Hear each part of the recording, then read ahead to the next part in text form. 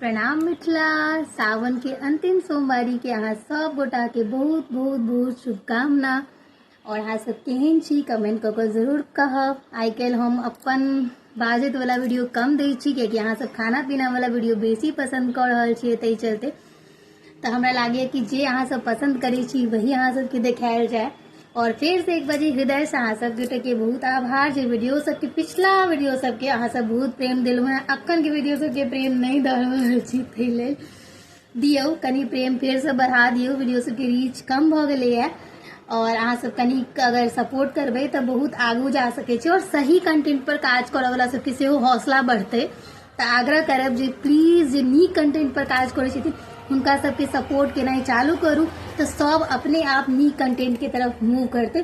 चलू भऽ गेलै बहुत बातचीत केलहुँ। अब अहाँ सबके आइ हम एकटा फलाहारी डिश देखबै छी, साबूदाना मखान बादाम के खीर। चलू तो साबूदाना के खीर मखान बादाम वाला बनाबे के लिए सबसे पहले दूध के औंटला चढ़ा देबै। दूध जाबे औंटाइत रहते ताबे तक एकटा लोहिया में अपना सब साबूदाना लऽ लेब और साबूदाना के अखड़ा भूजऽ के। अच्छा, किछु लोग हमर लास्ट फलाहारी वाला वीडियो में कहने रहथिन जे एकेटा लोहिया में सबटा चीज बनबै छी, तो हम अहाँ सबके जानकारी लेल बता दी जो हम एकेटा लोहिया में सब चीज नहीं बनबै छी। हमरा लग 4 गो लोहिया है जेमें 2 गो एक साइज के और 2 गो ओइसे बड़का साइज के, तो हम अलग लोहिया में बनबै छी।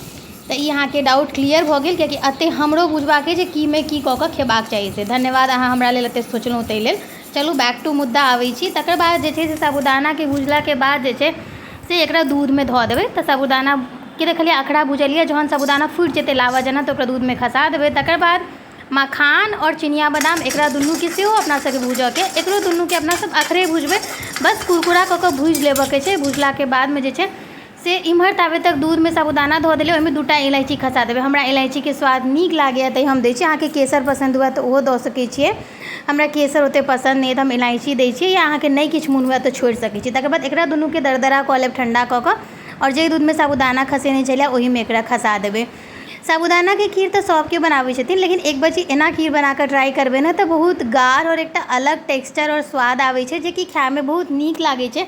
और अपना सबके उपास दिन में और विशेष प्रोटीन के आवश्यकता है जे 1 कटोरी साबूदाना के खीर अहाँ बना के खा लेबै ने तऽ अहाँके मोन तृप्त भऽ जायत और अहाँके प्रोटीन भी भेट जायत। तऽ देखियौ खीर एकदम गाढ़ भऽ गेल छै। अब एकरा एहिमे चीनी खसा कऽ गैस बंद कऽ देबै। हम जहन उतारऽ लागै छियै तहन खीर में चीनी खसबै छियै, जाहिसँ कि अपने आप ही पिघलि जाइ छै, गरमे रहै छै। तऽ खीर बनि कऽ तैयार भऽ गेल। अब अहाँ सब गरम गरम या ठंडा कऽ के खा सकै छी। वीडियो नीक लागल है तऽ पेज के फॉलो कऽ के यूट्यूब पर देख रहल छी तऽ चैनल के सब्सक्राइब कर ली। बाय।